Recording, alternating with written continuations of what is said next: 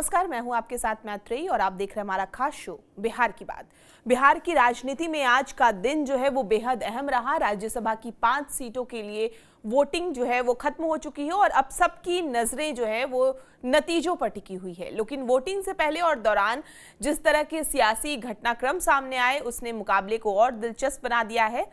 AIMIM की बात करें तो महागठबंधन के उम्मीदवारों को उन्होंने समर्थन दिया है। इसके बाद मुकाबला सीधे सीधे एनडीए और महागठबंधन के बीच कांटे का हो गया। वोटिंग के दौरान कांग्रेस के कुछ विधायक देर तक नॉट रीचेबल बताए गए, जिसने महागठबंधन की टेंशन बढ़ा दी है। वहीं दूसरी तरफ वोटिंग से ठीक पहले जीतन राम मांझी की समधन और बहू की तेजस्वी यादव से मुलाकात ने भी सियासी हलचल तेज कर दी है। अब सवाल यह है कि आखिर वोटिंग के अंदर क्या हुआ, किसका गणित सही बैठा और किसके खेमे में घबराहट है। चलते हैं हमारे संवाददाता के पास। उसके अलावा हम बात करेंगे राजनीतिक विश्लेषक और वरिष्ठ पत्रकारों से। प्रियदर्शी सर, सबसे पहले आपको बहुत बहुत स्वागत है। सुजीत जी, आपका स्वागत है। पंकज सर, आपका स्वागत है और चंदन मानो जी, आपका भी स्वागत है। सबसे पहले सुजीत जी, मैं आपके पास आना चाहूंगी। सबसे पहले आप ये बताइए कि वोटिंग प्रक्रिया पूरी तरह से शांतिपूर्ण रही। वैसे तो हमने कई तरह के विजुअल देखे, दोनों खेमों में एनडीए के, महागठबंधन के कई नेता, कई लोगों के हाव भाव कुछ अलग संकेत दे रहे थे। तो किसके कैंप में आपको ज्यादा आत्मविश्वास दिखा? जी मैत्रेयी, दावा तो दोनों करते रहे, दोनों का बॉडी लैंग्वेज बहुत बढ़िया था, लेकिन तस्वीर कुछ और कह रही, खबर कुछ और आ रही थी। और वो जो खबर आई तो उसने सारी तस्वीर को साफ कर दिया। दरअसल 4 बज चुके हैं, 4 बजे तक का टाइम था वोटिंग का, और 1 घंटे बाद काउंटिंग शुरू होगी। तो 4 बजे तक के हिसाब से उस समय तक जब रह के खबरें आनी शुरू हो गई थी, कांग्रेस के फलाने विधायक नहीं पहुंचे, ये नहीं पहुंचे, इस बीच में खबर आई कि आरजेडी के भी विधायक नहीं पहुंचे। तो जब हम लोग बातें करना शुरू करते थे तो महागठबंधन के जितने भी लोग थे वो हालांकि जीत का दावा कर रहे थे, लेकिन उनका बॉडी लैंग्वेज थोड़ा सा कहीं ना कहीं मतलब थोड़ा डल दिख रहा था बॉडी लैंग्वेज के हिसाब से, क्योंकि उनको इस चीज की डर, इस बात का डर था कि उनका कोई ना कोई साथी खेला कर सकता है।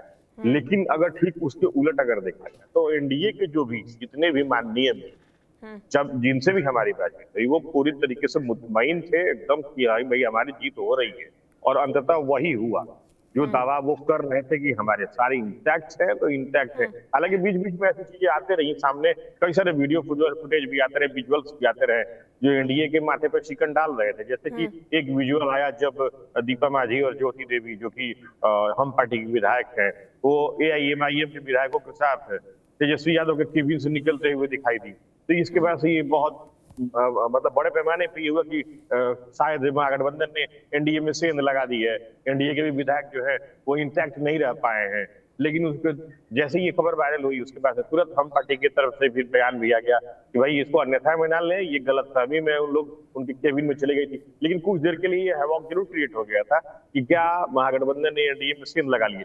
लेकिन देखिए मैत्रेयी, अभी तक जो खबर आ रही है 4 बजे तक के, मैं कुछ देर पहले की बात नहीं कहूंगा, जो अपडेट मेरे पास लेटेस्ट था उसके हिसाब से एनडीए ने महागठबंधन में सेंध लगा दी है, और तकरीबन चार ऐसे विधायक हैं जो तय समय तक अपने मतदान को डालने के लिए नहीं आए थे। इनमें 3 कांग्रेस के और 1 आरजेडी से। ये कुल मिला के तस्वीर है। हालांकि मतदान का समय अब खत्म हो चुका है मैत्रेयी, अब मतगणना जो है वो जी प्रियदर्शी सर, मैं आपके पास आना चाहूंगी, क्योंकि जिस तरह से कहा जा रहा था कि 5वीं सीट अगर एआईएमआईएम उस सीट पर किंग मेकर की भूमिका रह सकती है, लेकिन एआईएमआईएम ने तो और बीएसपी दोनों ने समर्थन तो महागठबंधन को दे दिया, लेकिन महागठबंधन के अंदर के ही विधायक गायब रहे, नॉट रीचेबल रहे। 3 कांग्रेस के, 1 आरजेडी के ही विधायक। बिल्कुल आप सही कह रही हैं मैत्रेयी जी।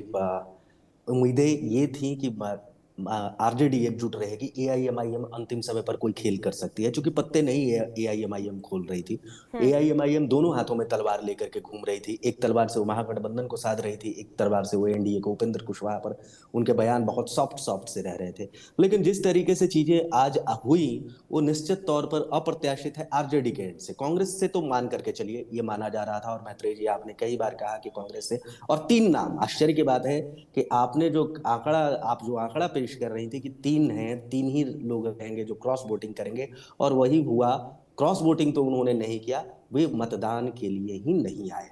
तो जो रुझान थे, जो पहले से जो कयास लगाए जा रहे थे, वही सच साबित हुआ है। इससे दो चीजें एस्टैब्लिश हो रही हैं। एक तो कांग्रेस बेलगाम घोड़ा है, जिसका नेतृत्व करने वाला आज की तारीख में बिहार में कोई नहीं है, उसका लगाम कोई नहीं थामे हुए है। पहले अखिलेश सिंह की बात होती थी, लेकिन अखिलेश सिंह तो नेपथ्य में चले गए एक तरीके से। अब प्रदेश अध्यक्ष राजेश राम है, वो उस तरीके से कांग्रेस को कंट्रोल नहीं कर पा रहे हैं। और राष्ट्रीय नेतृत्व, ये बात राष्ट्रीय नेतृत्व तक गई थी। कहा गया था कि राहुल गांधी तक ये बात कही है, और राहुल गांधी ने अपने विधायकों को मैसेज दिया है कि एकजुट रहना है राज्यसभा चुनाव के दौरान। उसके बावजूद कांग्रेस के विधायक एकजुट नहीं रह पाए। तो इसके मायने आप निकाल सकती हैं कि कांग्रेस बिल्कुल टूटी हुई है। और इस राज्यसभा से जो आगे आने वाले दिनों में जो संकेत समझे जाने चाहिए, वो ये समझा जाना चाहिए कि कांग्रेस टूटेगी। जो जिस टूट की बार बार चर्चा होती है कि कांग्रेस के विधायक एकजुट नहीं रहेंगे, या तो जनता दल यूनाइटेड उन्हें तोड़ लेगी, या फिर एनडीए का कोई अन्य घटक दल कांग्रेस के विधायकों को तोड़ करके अपने आप में मिला लेगी, वो संकेत अब स्पष्ट होने लगे हैं। पूरी तरीके से वो धुंधली तस्वीर साफ हो गई है। और एक महत्वपूर्ण चीज मैं कहना चाहूंगा, तेजस्वी यादव के नेतृत्व का क्या हुआ। महागठबंधन के नेतृत्व की जिम्मेवारी तो तेजस्वी यादव पर थी ना, उनको एकजुट रखने की। ना वो विधानसभा चुनाव के दौरान जिस तरीके से सीट बंटवारे और मुख्यमंत्री को चेहरे को लेकर के विवाद सामने आया था, तेजस्वी यादव पीछे चले गए थे। आज की तारीख में भी उन पर बड़ी जिम्मेवारी थी कि एक राज्यसभा का सीट निकाल करके ही ये मैसेज दें कि हम लोग एकजुट हैं। जो बिहार विधानसभा चुनाव के दौरान फ्रेंडली फाइट या तमाम तरह के विवाद थे, उसको हम पीछे छोड़ चुके हैं, अब एकजुट रहेंगे। लेकिन वैसा होता हुआ मैत्रेयी जी बिल्कुल ही नहीं नजर आ रहा है। और तेजस्वी यादव की साख इसमें फंसी हुई है, फंस चुकी है, और इतने दूर तक महागठबंधन आ गई है। उसमें एडी सिंह का कमाल है। एडी सिंह अगर शायद नहीं होते तो ये आंकड़ा भी नहीं होता। चुनाव लड़ने वाला भी महागठबंधन के भीतर कोई नहीं होता मैत्रेयी जी, स्पष्ट बताता हूं। और तब और ज्यादा आपको बिखराव देखने को मिलता। ये एडी सिंह ये था ना, आपने ही चलाया था, आप ही के डिबेट में बैठा हुआ था एआईएमआईएम के हवाले से कि एआईएमआईएम से मिलने एडी सिंह है। तेजस्वी यादव से सीधी बातचीत हो रही थी, लेकिन एडी सिंह का अपना भी प्रयास था जो एआईएमआईएम को साथ लाने में कामयाब रहा। तेजस्वी की चूक के तौर पर इस राज्यसभा चुनाव को देखा जाना चाहिए मैत्रेयी जी।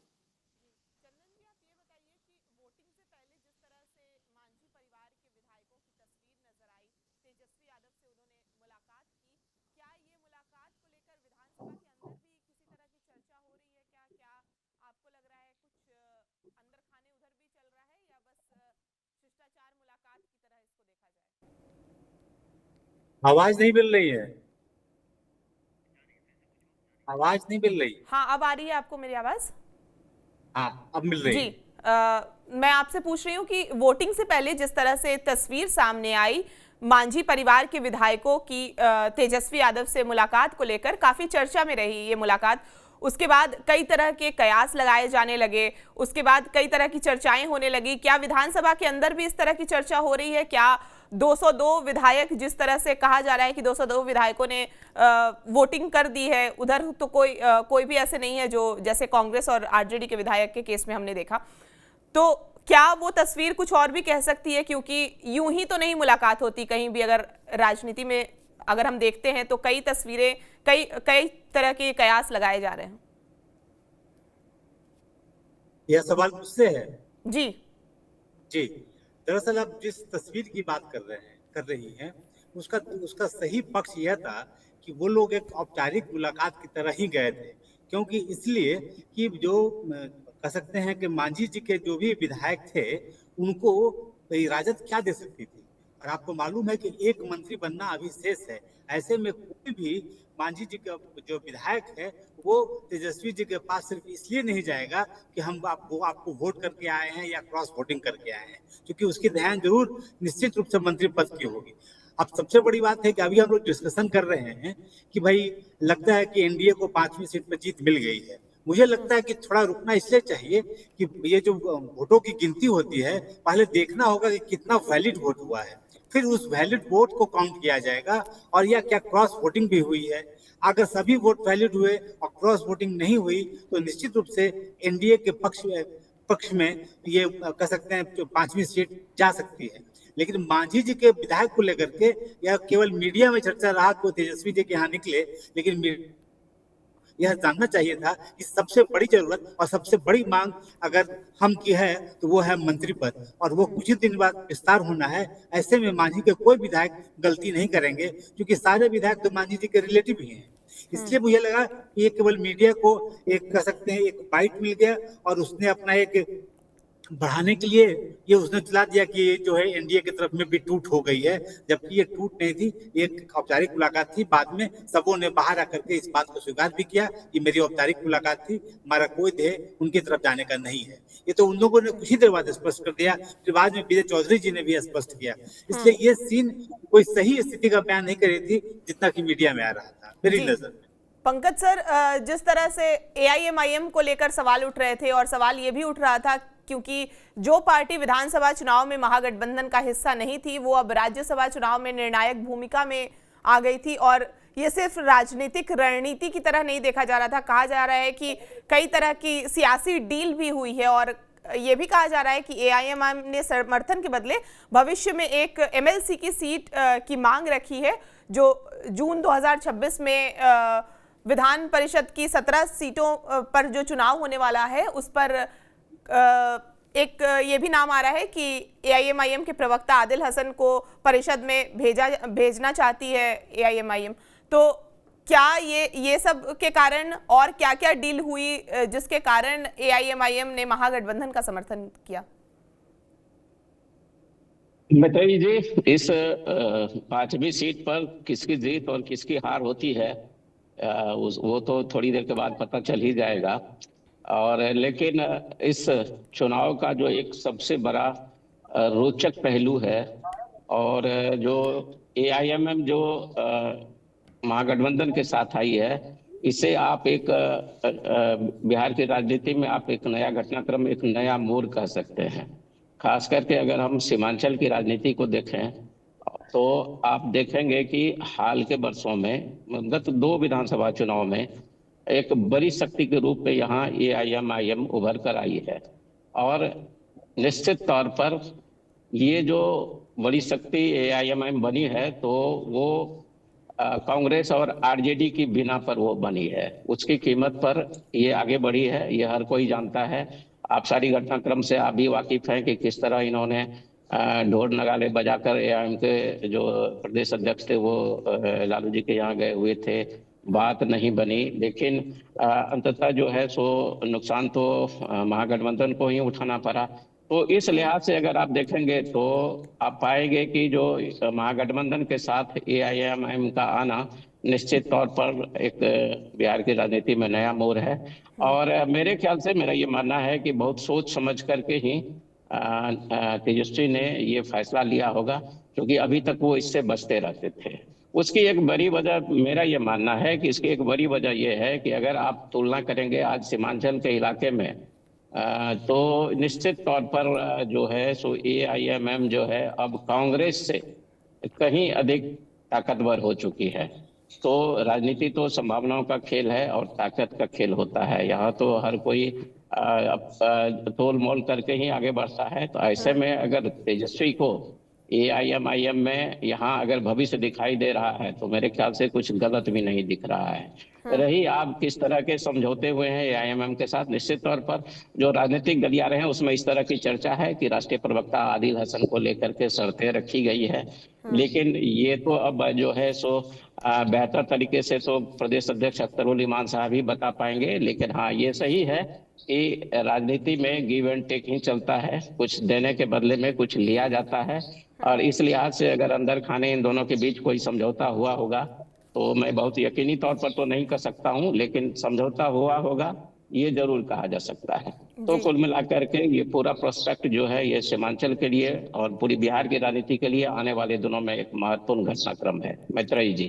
सुजीत जी, मुझे ये बताइए कि जिस तरह से हमने चर्चा भी कई बार किया है कि उपेंद्र कुशवाहा की भूमिका काफी अहम रही है। उपेंद्र कुशवाहा ये जो 3 विधायक हैं कांग्रेस के, वो जेडीयू और आरएलएम दोनों से कितने करीबी रहे हैं, तो क्या उनकी भूमिका है? उसके बाद हम ये भी जिक्र करेंगे कि जो 5वीं सीट पर पहले कहा जा रहा था कि उपेंद्र कुशवाहा को लड़ाया जाएगा, लेकिन 4थी सीट पर आ गए, क्या कुछ समीकरण बैठा? देखिए मैत्रेयी, सबसे पहले तो मैं आपको बता दूं कि ये जो कांग्रेस के 3 विधायक हैं, इनका रिश्ता नाता राबता रहा है इनका। जैसे मनिहारी से विधायक हैं मनोहर सिंह, वो जदयू में थे, हालांकि वो पहले पुलिस अधिकारी भी थे, फिर जदयू में थे, जदयू से फिर कांग्रेस में गए। इसी के साथ अगर आप सुरेंद्र कुशवाहा जो है वाल्मीकि नगर से विधायक हैं, इनको अगर देखा जाए तो इनका बहुत नजदीकी संबंध रहा है उपेंद्र कुशवाहा से। ये राष्ट्रीय लोक समता पार्टी की टिकट पर चुनाव भी लड़ चुके हैं 2015 में, हालांकि बाद में फिर वो कांग्रेस में चले गए, लेकिन उनके संबंध उनसे बरकरार रहे। इसके अलावा अगर मनोज विश्वास की यहाँ पर बात है, फारबिसगंज से, तो उनका भी राजनीतिक सफर कांग्रेस में नहीं रहा है, वो जदयू और आरजेडी में भी रहे हैं, जैसे कि जानकारी। अब रही बात फैसल रहमान की, तो वो तो फैसल रहमान आरजेडी में थे और आरजेडी में रहने के बाद राजनीति करते। देखिए पहले भी आपको हम लोगों ने कई बार इस खबर को देखा था, उपेंद्र कुशवाहा कई मंच पर इस बात को कहते थे कि क्रॉस वोटिंग होगी, क्रॉस वोटिंग होगी। ठीक है, यहाँ पर क्रॉस वोटिंग नहीं हुई, यहाँ पे सीधे सीधे एब्सेंट ही कर दिया गया, लेकिन फल तो वही आ गया ना जिसके लिए उम्मीद की जा रही थी। आफ्टर ऑल कोशिश यही थी कि जीत दर्ज करनी है। मैं आपको एक अपडेट यहाँ देना चाहूंगा। एक अपडेट आ रहा है कि टोटल 37 वोट जो है 5 उम्मीदवार के लिए पड़े हैं महागठबंधन की तरफ से और 38 एनडीए की तरफ से, यानी कि एनडीए के जितने भी कैंडिडेट थे उन सबने अपने वोट दे दिए हैं।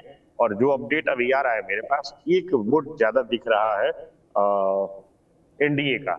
तो ऐसे में ये तय माना जा रहा है कि एनडीए की 5वीं सीट भी आराम से निकल गई। अब रही बात, आपने पूछा कि 5वीं सीट, देखिए पहले ये खबर बिल्कुल आई थी कि बिहार के सियासी सीधा में कि उपेंद्र कुशवाहा जो है वो 5वीं दावेदार होंगे, लेकिन बाद में ये खबर आई कि नहीं, श्योरिटी के तौर पर उपेंद्र कुशवाहा को फिर राज्यसभा जाना है, उनको चौथे उम्मीदवार के रूप में फिर नॉमिनेट किया गया।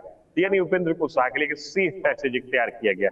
चुनावी कारण जो भी रहा हो, चुनावी रणनीति जो भी रहा हो, जो भी उनका और बीजेपी के शीर्ष से बातचीत रही हो, लेकिन फिर वो चौथे नंबर पाए। इसके बाद से 1-2 जगह खबर भी चली थी हमारे यहाँ भी, तो हमारे खुद उपेंद्र कुशवाहा के पार्टी के नेताओं ने मुझसे कुछ सवाल वो फोन करके कहा कि सर यहाँ पे करेक्शन कर लेंगे कि यहाँ पर हमारी उम्मीदवार जो है उपेंद्र जी वो 5वें नहीं, वो चौथे नंबर पे है।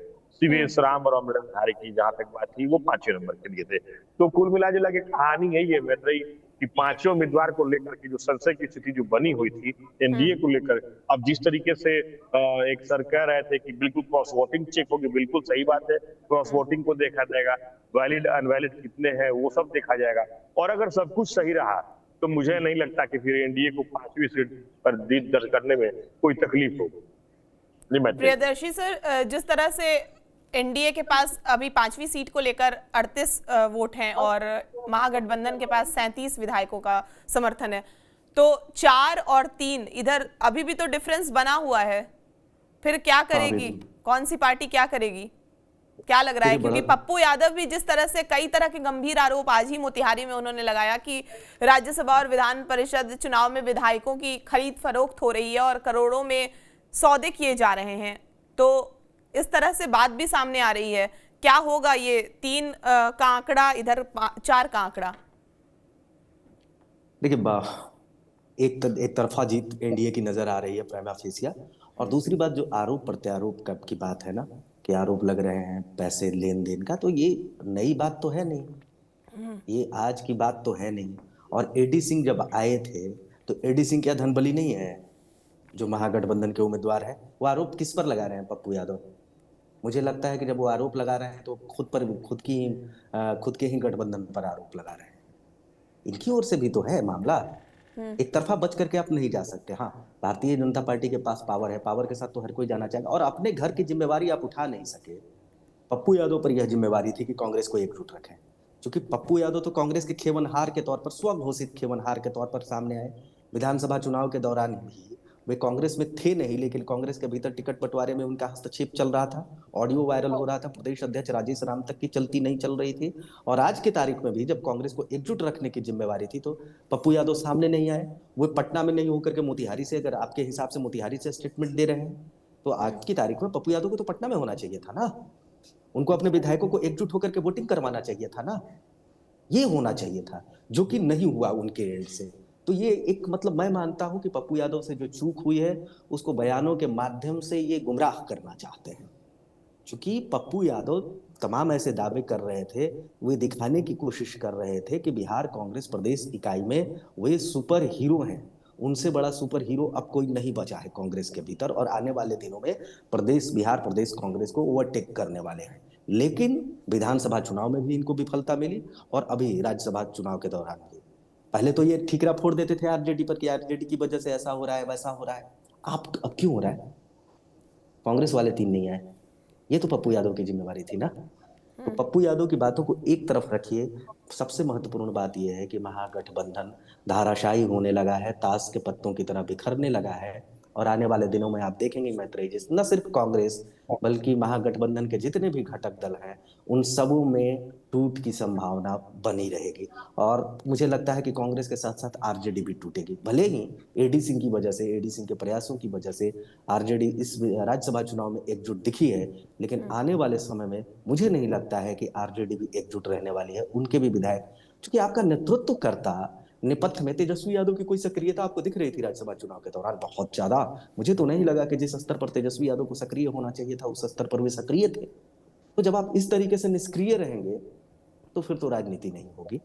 आपके लिए ये वरदान साबित हो सकता था अगर राज्यसभा की एक सीट भी आप निकाल लेते, तो ये साबित आप कर देते कि हम भले ही संख्या में कम है, लेकिन एकजुटता के आधार पर हम एनडीए को चुनौती दे सकते हैं। एक मजबूत विपक्ष है, लेकिन आप बिखरे हुए विपक्ष के तौर पर राज्यसभा चुनाव के दौरान आए हैं, और आने वाले दिनों में आपकी राजनीति और बिखरेगी। और जो एनडीए पर आप हावी होने की कोशिश करते थे, अब एनडीए पर अब किसी भी तरीके से आप हावी नहीं हो पाएंगे। मैत्रेय जी। जी प्रियदर्शी सर, आपने बहुत इंपॉर्टेंट पॉइंट्स बोले हैं, क्योंकि आरजेडी जिस तरह से टूट की खबर आप कह रहे हैं कि टूट हो सकती है, जिस तरह से एकजुट नहीं रख पाए तेजस्वी यादव, विधानसभा के सत्र के दौरान भी हमने देखा कई तरह के बयानबाजियां सामने आई। चंदन सर, मैं आपके पास आना चाहूंगी, क्योंकि जिस तरह से पार्टियां अपने विधायकों को, जैसे होटल्स रिजॉर्ट में कहा जा रहा था कि महागठबंधन के कई विधायकों को, सभी विधायकों को इनफैक्ट रखा गया है, और कांग्रेस के उसमें भी 3 विधायक वहां से गायब थे। इसके बावजूद कुछ विधायक नॉट रीचेबल ही बताए गए जब वोटिंग हुई। इसके बाद कई तरह के सवाल उठने लगे, कई तरह की बातें सामने आने लगी कि कांग्रेस जो 19 सीट पर पिछले बार सिमटी थी, इस बार 6 पर आके रुकी है, और 6 के बाद भी तीन ही विधायक वहां पे पहुंचे जब राज्यसभा में चुनाव की बात आई। तो किस तरह से कांग्रेस धीरे धीरे करके बिहार में एक तरह से अपना वजूद खोते जा रही है? जी मैत्रेय जी, आपने 3 सवाल उठाए हैं। मैं तीनों सवाल का जवाब एक करके देना चाहता हूँ। सबसे पहला सवाल आपने पूछा हमारे मित्र से कि एआईएम के बारे में, कि एआईएम आखिर क्यों महागठबंधन की तरफ गया।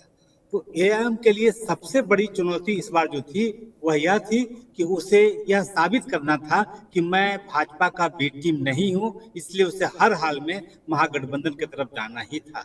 अगर वो बाइकआउट भी करती तो उस पर भाजपा की बी टीम होने का आरोप लगता, और अगर साथ चली गई तब तो निश्चित रूप से होगा कि नहीं, वो भाजपा की बी टीम नहीं है। और दूसरा, उसे एक एमएलसी का सीट का लाभ भी हो सकता है। आपने फिर पूछा कांग्रेस के बारे में कि कांग्रेस क्यों बिखरते चली जा रही है। आपने देखा होगा कि कांग्रेस की गुटबाजी जो है वो चरम पर है। अभी कांग्रेस के प्रदेश अध्यक्ष राजेश राम हैं, और जो प्रभारी हैं कृष्णा लाबरू, वो दोनों इस चुनाव में कहीं दिखे नहीं। अखिलेश सिंह दूसरे खेमे में हैं, और कहीं न कहीं इस बार आरोप यह भी लग रहा है कि कांग्रेस के जो विधायक अगर नहीं आए हैं वोटिंग करने के लिए, उनका साथ कहीं न कहीं अखिलेश सिंह से था, और वो नहीं चाहते थे कि महागठबंधन में कोई उनकी जाति का कद्दावर नेता आए। तो कहीं न कहीं कांग्रेस के नेतृत्व फेलियर है, और यह नेतृत्व केवल बिहार का नहीं बल्कि आला कमान का भी फेलियर है कि किसी ने इसे गंभीरता से नहीं लिया कि हम कैसे विधायकों को अपने साथ में रख सकें। अब रहा कि आपने उपेंद्र कुशवाहा के बारे में पूछा कि क्यों उसे चौथा बनाया गया। इसलिए चौथा बनाया गया कि भाजपा चेक और बैलेंस करती है। वो सम्राट चौधरी के बरक्स उपेंद्र कुशवाहा को भी उतनी प्राथमिकता देना चाहती है कि मेरे लिए 5वें उम्मीदवार नहीं है, मेरे लिए जरूरी है, और ये मेरे लिए चौथे होंगे, क्योंकि भाजपा ये चेक बैलेंस करते रहती है। इसलिए उपेंद्र कुशवाहा को चौथी सीट दी गई। अब रहा, जैसे कि हमारे प्रदेशी भाई ने कहा कि महागठबंधन के लिए कोई ये उपलब्धि भरा नहीं रहा, मैं इसे ऐसे नहीं देखता। उपलब्धि भरा रहा कि वो भले सीट हार रही हो 5वीं सीट, लेकिन उन्होंने ठुकराए हुए एआईएम को अपने साथ कर लिया। उन्होंने ठुकराए हुए बसपा जो विधायक थे उनको अपने साथ कर लिया, क्योंकि ये सारे लोग राजद के दरवाजे से ठुकराए हुए हैं। तो ये गठबंधन कहीं न कहीं आने वाले दिनों में एक सूत्र की तरह देखा जा रहा है कि ये एमवाई का जो संगठन जो है, या कहते हैं समीकरण जो है, वो कहीं न कहीं मजबूत होगा। आपने देखा होगा सीमांचल की स्थिति, अगर ये दोनों मिलकर लड़ते तो शायद इससे बेहतर स्थिति में ये लोग रहते। इसलिए महागठबंधन को एकदम से सीट भले नहीं हासिल हुई है, लेकिन एक लीक मिल गया है जहां वो एमवाई गठबंधन को मजबूत कर सकते हैं मेरे हिसाब से। जी जी, विनय सर भी हमारे साथ जुड़ गए। विनय सर, ये बताइए, जैसे कि चंदन सर ने बोला, लेकिन मैं कुछ इससे इत्तेफाक नहीं रखती हूँ, क्योंकि एआईएमआईएम और आरजेडी अलग अलग जब लड़े तो कई लोग ऐसे भी थे ना जो नहीं चाहते थे कि आरजेडी को वोट करें, इसलिए भी एआईएमआईएम की स्थिति जो है वो मजबूत वहां दिखी। कई इलाकों में ऐसे थे जहां पे 3rd नंबर पर आरजेडी के उम्मीदवार थे और एआईएमआईएम पहली उम्मीदवार रही। तो इस तरह से लोगों का आक्रोश भी तो है। जिस तरह से पिछली बार जो 5 एआईएमआईएम के विधायक थे उसमें से 4 आरजेडी के पाले में चले गए, तो ये तो वो हो गया ना कि वोट हम कहीं भी दे रहे हैं, आप अल्टीमेटली आरजेडी के साथ रहे हैं। नहीं, देखिए, सबसे बड़ी बात यह है कि जो एआईएमआईएम की हम चर्चा कर रहे हैं, अगर इस चुनाव के दृष्टिकोण से देखिएगा तो लूजर रहे तेजस्वी यादव और गेनर रहा एआईएमआईएम, क्योंकि एआईएमआईएम जो है अपने को ये सिद्ध कर दिया कि हमारा क्रेडेंशियल सेकुलर है। जो बी टीम का ठप्पा लगता था वो खत्म हो गया इस बार के चुनाव में, वो मुस्तैदी से। लेकिन एआईएमआईएम के नेता जो है उनके भी संपर्क में, वो भी एनडीए के नेताओं के, उन्हें भी पता था कि क्या परिणाम होने वाला। तो एक तो अपनी स्थिति को मजबूत उन्होंने किया।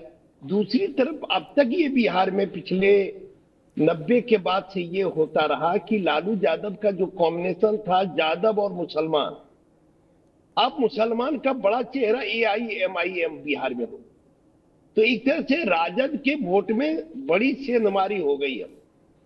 और अख्तरुल इमाम अब बड़े चेहरे के रूप में हो गए। अब अख्तरुल इमाम का तो कभी मर्जर होगा नहीं आरजेडी में, और अख्तरुल इमाम इस बात को नहीं भूले हैं कि पिछली बार इनके किस तरह से विधायकों को तोड़कर आरजेडी में ले गया। तो राजनीति में समय होता है, और मुझे लगता है कभी ये ऐसा समय आएगा जब अख्तरुल इमाम भी इन चीजों का हिसाब बराबर करना चाहे। तो मुझे लगता है कि इस चुनाव में आरजेडी को कोई बहुत फायदा नहीं दिखता है, एआईएमआईएम को जरूर बड़ा फायदा दिखाई पड़ता है, क्योंकि उसके जो नेता हैं उन्होंने भी अपना सेकुलर क्रेडेंशियल बनाया। जब विदेश जाने की बात थी और भारत का पक्ष रखने की बात थी तो बैरिस्टर साहब गए और भारत के पक्ष में उन्होंने जिस तरह से तकरीर की तो उनकी प्रतिष्ठा समाज के सभी वर्गों में बढ़ी। और एआईएमआईएम ने इस बार आरजेडी के उम्मीदवार को समर्थन करके अपने को बी टीम से मुक्त कर लिया भाजपा के। तो कुल मिलाकर एआईएमआईएम इस चुनाव का हीरो बनकर उभरा। जी पंकज सर, जिस तरह से बीएसपी के विधायक सतीश यादव का भी वोट अहम माना जा रहा था और आरजेडी के उम्मीदवार को उनका समर्थन मिला, और जीत तो नहीं कहेंगे क्योंकि जिस तरह से अभी भी मझधार में 37 उम्मीदवार ही उनके साथ उनके समर्थन में, एडी सिंह के समर्थक में उतरे हैं, तो क्या लग रहा है आपको बीएसपी किस शर्त पर महागठबंधन के साथ आई है? मैत्रेयी जी, रही बात बीएसपी की, तो आपको ध्यान रखना होगा कि आने वाले समय में जो है उत्तर प्रदेश में भी चुनाव होना है। तो संभव है कि, यकीनी तौर पर अभी नहीं कर सकता, लेकिन संभव है कि जो चूंकि मायावती जी का क्या स्टैंड होता है आगे विधानसभा चुनाव में, उसी लिहाज से उन्होंने अपनी रणनीति तय करी हो और उन्होंने अपने विधायक को महागठबंधन के साथ जाने के लिए निर्देश दिया हो। तो संभव है कि इसी वजह से बीएसपी ने महागठबंधन को वोट किया हो। और बाकी क्या, मुझे नहीं लगता है कि कोई अधिक सौदेबाजी कुछ हुई होगी, क्योंकि यहाँ पर बीएसपी को सौदेबाजी करने के लिए बहुत कुछ नजर नहीं आ रहा है। अब रही बात जो अभी हमारे जो साथ बैठे मित्रों ने जो कुछ कहा है, तो मेरा ये मानना है कि अगर आप इस चुनाव परिणाम को, मैं मान भी लेता हूं कि अगर पांचवा सीट भी एनडीए के ही खाते में जाता है, तो मुझे ही नहीं लगता है कि जो हार का ठिकरा तेजस्वी यादव के सिर फोड़ देना चाहिए। निश्चित तौर पर तेजस्वी यादव ने बहुत बेहतर किया है, प्रयास किया है। ठीक है कि उनकी कलेक्टिव रिस्पॉन्सिबिलिटी थी, क्योंकि वो हेड करते हैं, तो जाहिर सी बात है जीत होती तो पीठ भी उन्हीं का थपथपाया जाता, और हार होगी तो स्वीकार भी उन्हें करना पड़ेगा। लेकिन आप अगर गौर करेंगे, ये उनकी बड़ी सफलता रही है कि एआईएमआईएम उनके साथ आ गया, बीएसपी उनके साथ आ गया। लेकिन मेरा ये मानना है कि ये पांचवी सीट पर अगर महागठबंधन की हार होती है, तो इसकी सबसे बड़ी वजह कांग्रेस है। आप तय मानिए कि कांग्रेस बिहार में जो है नेतृत्व विहीन है, ये विधानसभा चुनाव के ही समय स्पष्ट हो चुका है। अल्लाह को जिस उद्देश्य से बिहार भेजा गया था, वो पूरी तरह से विफल साबित हुए हैं। वो यहाँ पर जो कांग्रेस में जो कुछ मठाधीश टाइप के नेता हैं, जो लंबे समय से यहाँ बैठे हुए हैं, वो उनसे बाहर नहीं निकल पाए अल्लाह बरू, और वो कुछ नया नया नहीं कर पाए। और रही प्रदेश अध्यक्ष राजेश राम जी की, तो वो तो बेचारे की स्थिति में रहे थे। तो कुल मिलाकर के जो कांग्रेस अपना कुनबा नहीं बचा पाया, ये इसकी एक बड़ी वजह थी। ठीक है कि राजद में भी सेंधमारी हुई है, उनके जो विधायक थे फैजल रहमान वो अनुपस्थित रहे, तो ये कांग्रेस, ये राजद की विफलता है। लेकिन सबसे बड़ी विफलता जो है, निश्चित तौर पर अगर कांग्रेस में इस तरह की टूट नहीं होती, तो फैजल रहमान भी आज आरजेडी के साथ होते, यहाँ पर वोट देने के लिए होते। क्योंकि इस तरह की चर्चा है कि जो मीटिंग हुई थी उसमें उन विधायकों के 4 जो कांग्रेस के विधायक थे, उसमें से ये फैजल रहमान के ही आवास पर इस तरह की बैठक हुई थी। इस तरह की राजनीतिक चर्चा है। हालांकि उस 4 विधायक में से एक फिर वापस चले गए थे। तो कुल मिलाकर के मेरा ये मानना है कि कांग्रेस की वजह से ही जो है ये स्थिति बनी है, और इस वजह से जो है 5वीं सीट वो खोने की स्थिति में है। और आपको एक चीज मैं बताना चाहूंगा कि जो इस सीमांचल के इलाके में निश्चित तौर पर हमारे एक मित्र ने जो पप्पू यादव का चर्चा किया था, तो टिकट बंटवारे में कांग्रेस के में भले वो ना हो पप्पू यादव, लेकिन उनकी यहाँ खूब चली थी। और फारबिसगंज के जो विधायक हैं मनोज विश्वास, वो जो हैं सो वो पप्पू यादव की ही पसंद बताए जाते हैं, और कहा जाता है कि उन्हीं के हस्तक्षेप की वजह से उन्हें टिकट भी मिली थी, और उनको जिताने में इनका भी योगदान रहा है। तो जाहिर तौर पर जो है सो ये जो हार है, ये इसके लिए सबसे अधिक जिम्मेवारी जो है वो कांग्रेस की प्रतीत होती है। मित्र जी, प्रियदर्शी सर, नितिन नबीन की सीट, क्योंकि बांकीपुर सीट अब खाली हो रही है, उपचुनाव की बात सामने आ रही है, और कहा जा रहा है कि कई नामों की चर्चा है, लेकिन प्रबल रूप से एक बार चर्चा में पवन सिंह का भी नाम आया, क्योंकि नितिन नबीन कायस्थ समाज से आते हैं, और कहा जा रहा है कि जिस तरह से उपेंद्र कुशवाहा से हारने के बाद भी जिस तरह से वो वहां पे समीकरण दिखा, वहां पे जिस तरह से पवन सिंह इतने एक्टिव दिखे लोकसभा चुनाव के दौरान भी, पवन सिंह का नाम एक तरह सामने आ रहा है। क्या लग रहा है, वहां पे बांकीपुर सीट पर अभी कुछ चर्चा है क्या? देखिए, पवन सिंह के नाम किस रूप में चर्चा है मुझे नहीं पता, लेकिन भारतीय जनता पार्टी कुछ भी कर सकती है ये तो मुझे पता है। मैत्री जी, जो आप कह रहे हैं, हो सकता है कि पवन सिंह को चुनाव लड़ा दे। हालांकि उस सीट पर कायस्तों का दावा बनता है, और नितिन नवीन की चलेगी भाई। अब वो राष्ट्रीय अध्यक्ष भी है ना, तो उनकी भी पसंद का ख्याल रखा जाएगा, और उनसे जरूर पूछा जाएगा कि क्या आप चाहते हैं कि इस सीट पर पवन सिंह को चुनाव लड़ाया जाए, क्योंकि वो पुश्तैनी सीट है नितिन नवीन की। तो इसलिए नितिन नवीन अगर चाहेंगे तो निश्चित तौर पर उस सीट पर पवन सिंह चुनाव लड़ सकते हैं, इसमें कोई शक व शुबा नहीं। दूसरी एक चर्चा चल रही थी मैत्री जी, कि महागठबंधन एकजुट रहा और एआईएमआईएम को अपने साथ लाने में कामयाब रही। लेकिन एक डिबेट शो में आप ही के साथ मैं बैठा हुआ था, और आपने ही मुझे टोक करके ठीक किया था कि ये जो हैदराबाद में जो मीटिंग हुई थी वो एडी सिंह की, वो कराया तेजस्वी यादव के किसी नेता के नेतृत्व में नहीं हुआ था, वो आईपी गुप्ता के नेतृत्व में हुआ था। आपने मुझे सही किया था, अगर आपको ठीक से पता हो तो। आपने ही कहा था। तो इसमें तेजस्वी यादव को कैसे क्रेडिट दीजिएगा कि ये एआईएमआईएम को साथ लाने में तेजस्वी यादव की कोई भूमिका रही? वो उस तरीके से तो सक्रिय नहीं रहे। तेजस्वी यादव के यहाँ बैठकें जरूर हुई, लेकिन बैठक का परिणाम कभी सुखद नहीं आया। परिणाम तब सुखद आया जब आईपी गुप्ता ने हैदराबाद में मीटिंग कराई एडी सिंह की, वहां से फिर ये मामला सेट हुआ। तो credit goes to IP Gupta, credit goes to AD Singh. इन दोनों को क्रेडिट दिया जाना चाहिए। तेजस्वी यादव नेतृत्व के, महागठबंधन के नेतृत्व के स्तर पर पहले भी कमजोर थे, अब भी कमजोर हैं। मैं उनको राजद के नेता के तौर पर नहीं कह रहा हूं, लेकिन हाँ, महागठबंधन के नेता के तौर पर मैं कह रहा हूं कि पहले भी कमजोर थे, अब भी कमजोर हैं। और अगर ऐसी ही स्थिति बनी रही, गठबंधन को साथ लेने में इसी तरीके से नाकामयाब होते रहे, तो यकीन मानिए उनके उनके विश्वसनीयता पर बड़ा प्रश्न चिन्ह खड़ा हो जाएगा। महागठबंधन के वे नेता रहेंगे कि नहीं रहेंगे। क्योंकि कुछ लोगों पर तेजस्वी यादव बहुत ज्यादा भरोसा करते हैं और कुछ लोगों पर बहुत कम करते हैं। जैसे वीआईपी पार्टी का वोट ट्रांसफर नहीं हुआ महागठबंधन का, और पहले से सबको पता था कि वीआईपी पार्टी का नहीं होगा। इसके बावजूद तेजस्वी यादव कितना भरोसा किए हुए बैठे थे, बहुत ज्यादा भरोसा किए हुए बैठे थे। कुछ पार्टियों पर आंख मूंद करके, कुछ नेताओं पर तेजस्वी यादव आंख मूंद करके भरोसा करते हैं, और उनका अविश्वास भी उसी तरीके से है कि अगर किसी पर अविश्वास कर लिया तो बहुत भारी अविश्वास करते हैं। उनको पता था कि कांग्रेस इस तरीके से करेगी, कांग्रेस उनके साथ नहीं है। जिस कांग्रेस ने तेजस्वी यादव के नेतृत्व को स्वीकार करने से मना कर दिया था विधानसभा चुनाव से ठीक पहले, और वो भी तब जब कांग्रेस को जरूरत थी आरजेडी की। वोट ट्रांसफर कराने की क्षमता महागठबंधन के भीतर किसी पार्टी में है तो आरजेडी में, कांग्रेस में नहीं है कि कांग्रेस अपना वोट ट्रांसफर करा देगी आरजेडी में, ऐसा नहीं है। इसके बावजूद कांग्रेस आंखें दिखा रही थी, आंखें तरी रही थी। तो तेजस्वी यादव को क्या नहीं पता था? पता था, बिल्कुल पता था कि कांग्रेस खेल करेगी। कांग्रेस को साधने में तेजस्वी यादव नाकामयाब हुए। दूसरी बात, कांग्रेस के भीतर जो दो गुट है ना, एक गुट अगर इधर रहेगा तो दूसरा गुट उधर जाएगा, ये साबित हो गया। और कांग्रेस को जो नुकसान हुआ है ना, किसी अन्य पार्टियों ने नहीं किया है, इनके अपने लोगों ने किया है। और ये अपने लोग कौन है अगर चिन्हित किया जाए तो सदाकत आश्रम की चौहद्दी, जो कि पटना में स्थित बिहार कांग्रेस का प्रदेश कार्यालय है, उसकी चौहद्दी के भीतर की राजनीति करने वाले लोग हैं, जो उस चौहद्दी से साल में एक आध बार बाहर निकलते होंगे।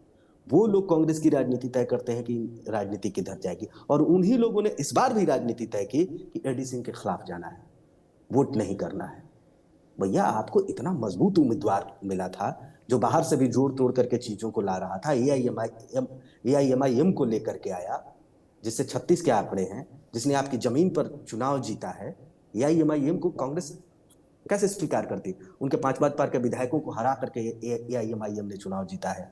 आरजेडी के 20 वोट बैंक को हिलाया है। अपनी राजनीति को कम मानिए कि तिलांजलि देते हुए एक तरीके से एआईएमआईएम ने समर्थन किया इस चुनाव में एडीसी को। उसके बावजूद आप अपनी पार्टी को ही एकजुट नहीं रख पाए, तो कैसे उम्मीद करते हैं कि आप चुनाव जीतेंगे? नहीं, उम्मीद ही नहीं करनी चाहिए। और ये चुनाव तो पहले ही हार चुका था महागठबंधन। कोई कम्युनिकेशन नहीं। कांग्रेस का किसी बड़े नेता का इस चुनाव को लेकर के इंटरेस्टेड बयान आपने सुना? वो रुचि ले रहा हो इस चुनाव में? लग रहा होगा कि एक सीट का भी अगर डैमेज हम एनडीए को बिहार में दे दिए तो ये बहुत बड़ा मैसेज जाएगा। और ये तो अगर जीत है एनडीए की, तो जबड़े से जीत छीन ली गई है महागठबंधन के। चूंकि जो समीकरण थे, जो आंकड़े थे, वो महागठबंधन के पक्ष में था। उसके बावजूद अगर एनडीए जीतती है तो इसको कहेंगे ना कि शेर के मुंह से शिकार छीन लेना। तेजस्वी यादव शेर के बच्चा साबित हो रहे हैं कि कोई भी आकर के छीन करके चला जा रहा है। ओपन चैलेंज कर दिया ना एनडीए ने। ये परिपाटी तो नहीं थी, तमाम लोग बैठे हुए हैं, ये परिपाटी तो नहीं थी बिहार की राजनीति में। ये परिपाटी शुरू हुई, एनडीए ने किया और जबड़े से जीत छीन लिया। और इसके लिए समीक्षा करनी चाहिए तेजस्वी यादव को, इसके लिए समीक्षा करनी चाहिए राहुल गांधी को, इसके लिए समीक्षा करनी चाहिए कांग्रेस को। राहुल गांधी को और ज्यादा समीक्षा करनी चाहिए, क्योंकि आप मानते हैं कि बूंद बूंद से घड़ा नहीं भरता है। आप मानते हैं कि हम आंधी लाएंगे और तूफान लाएंगे, तब बड़ी जीत का समा बंधेगा, एक ही बार में सारा सीट जीत लेंगे। भैया, कांग्रेस ये बड़ी बड़ी गेम है और बहुत बड़ा गेम खेला है एनडीए ने। जिस सदन में ये भारतीय जनता पार्टी मतलब उसको स्पीड ब्रेकर के तौर पर मानती थी। राज्यसभा में उतना बढ़िया इनका संख्या बल नहीं था, वहां पर राज्यसभा में गिरते हुए दिखते थे एनडीए के लोग। अब इस संख्या बल का जुगाड़ करके कांग्रेस का बोलती राज्यसभा में बंद कर देगी भारतीय जनता पार्टी।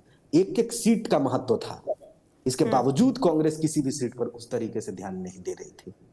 कांग्रेस क्या कर रही है? सोती हुई कांग्रेस। ये आरजेडी तो क्षेत्रीय पार्टी है ना, राज्यसभा में इनकी बहुत ज्यादा संख्या नहीं रहेगी तो क्या फर्क पड़ेगा, लेकिन कांग्रेस पर तो फर्क पड़ेगा ना। हिसाब गुणागणित तो वहां इनका बिगड़ेगा तो बहुत बड़ा नुकसान होगा कांग्रेस को। कांग्रेस को इसमें दिलचस्पी लेना चाहिए था। हाँ, ठीक है, जो सब लोग कह रहे थे कि तेजस्वी यादव, हाँ मैं भी कुछ क्रेडिट दे देता हूं तेजस्वी यादव को कि तेजस्वी यादव ने राज्यसभा के चुनाव में इतनी रुचि ली। रुचि तो लेना चाहिए था कांग्रेस को।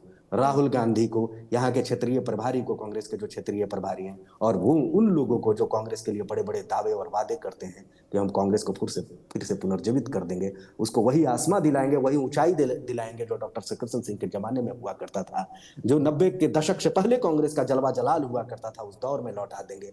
लेकिन प्रयासों के मामले में मैत्रेय जी, ये लोग बिल्कुल सिफर साबित हो रहे हैं, नदारत साबित हो रहे हैं। इन लोगों की हवा निकल गई राज्यसभा के चुनाव में। एक सीट आप नहीं निकाल पाए और बड़े बड़े दावे करते हैं, वो सब खोखले हैं मैत्रेय जी। विनय सर, मैं आपसे आखिरी सवाल लेना चाहूंगी। एक तस्वीर कुछ दिन पहले वायरल हुई थी जिसमें प्रियंका गांधी और प्रशांत किशोर साथ दिखे थे। क्या ये हो सकता है कि प्रशांत किशोर बिहार में कांग्रेस के साथ आ सकते हैं?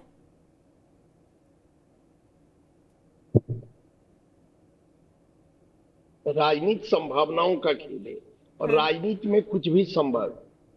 कोई आदमी नहीं सोचता था कि नीतीश कुमार जाके लालू यादव से मिलेंगे और लालू यादव से नीतीश कुमार की दोस्ती होगी। फिर नीतीश कुमार का बयानबाजी आया कि भाई हम किसी भी कीमत पर फिर बीजेपी के साथ नहीं जाएंगे, मरना कबूल करेंगे लेकिन बीजेपी के साथ नहीं जाएंगे। विधानसभा में उन्होंने कहा, फिर बीजेपी के साथ गए, फिर हटे, फिर बीजेपी के साथ गए। तो राजनीति में कुछ भी संभव है। प्रशांत किशोर हो या कोई भी व्यक्ति हो, कब किसी, क्योंकि अब ये लोगों को जहां सुविधा होता है, जहां आराम होता है, जहां लगता है कि हमारा ज्यादा पॉसिबिलिटी है, संभावना है, वहां वो चले जाते हैं। आजकल की जो राजनीति है, सिद्धांत विहीन राजनीति पूरे देश में हो रही है। पहले एक परिवारवाद का मुद्दा उठता था, परिवारवाद समाप्त हो गया। कोई अब परिवारवाद की चर्चा नहीं कर पाते हैं, क्योंकि कौन किसकी परिवार की चर्चा करेंगे। इस देश में सबसे पहले नेहरू के परिवारवाद की चर्चा होती थी, लेकिन आप मत भूलिए कि नेहरू ने अपने जीते जी कभी इंदिरा गांधी को लोकसभा या राज्यसभा का सदस्य नहीं बनने दिया। इंदिरा गांधी बनी राज्यसभा या लोकसभा की सदस्य नेहरू के मरने के बाद। लेकिन देश में परिवारवाद की चर्चा जब शुरू होती है तो नेहरू की परिवारवाद, उस इंदिरा गांधी की जो इंदिरा गांधी आजादी के आंदोलन में कई बार जेल गई, जिनके पिता जेल गए, जवाहरलाल नेहरू के पिताजी जेल गए, जवाहरलाल नेहरू की बहन जेल गई, जवाहरलाल नेहरू के बहनों जेल गए, तो उस परिवार से परिवारवाद की चर्चा होती। लेकिन जो लोग आज परिवारवाद की बात करते थे और कांग्रेस को परिवारवाद के नाम पर गाली देते थे, वो लोग के तबाब देखिए, तमाम दलों में ये स्थिति है। कोई ऐसा दल देश में नहीं बचा है। और अगर अभी भी कहिए तो थोड़ी हम प्रतिष्ठा मानते हैं, ईमानदारी मानते हैं, तो वामपंथी दलों में दिखाई पड़ता है आज की तारीख में भी, कि वामपंथी दल के नेता आज भी सादगी में रहते हैं, आज भी वो परिवारवाद से अछूते हैं। वरना हर लोग अब उसमें, उस हवा में सभी लोग नंगे हैं। तो मुझे लगता है कि अब राजनीति के दौर, जो राजनीति का दौर बदल रहा है, इस दौर में कौन किसके साथ जाएगा, कल सुबह किसके साथ है, शाम किसके साथ है, कहना बड़ा मुश्किल है। चलिए, बहुत बहुत शुक्रिया सर हमसे बातचीत करने के लिए। अगर पिछले 7-8 साल का आप कोलाज बना दीजिए, कौन नेता ने क्या कहा, तो दिलचस्प मैंने एक व्यंग पैदा हो जाएगा। बिल्कुल बिल्कुल, राजनेताओं का बयान और उस पे चर्चा हम लगातार करते रहेंगे। फिलहाल हम राज्यसभा चुनाव में जिस तरह से रिजल्ट का वेट कर रहे हैं, क्या कांग्रेस आरजेडी के जो विधायक हैं उनसे बातचीत हो पाई है, किसका पलड़ा भारी है, हम आप तक हर अपडेट लाते रहेंगे। बहुत बहुत शुक्रिया चंदन सर आपका, पंकज सर आपका, प्रियदर्शी सर आपका और विनय सर आपका। आपको ये पूरी बातचीत कैसी लगी हमें कमेंट करके ज़रूर बताएं और इस विषय पर जो भी राय है उस पर अपनी टिप्पणी ज़रूर दें। बिहार की तमाम खबरों के लिए आप हमारे साथ बने रहें और देखते रहें TV9 बिहार झारखंड।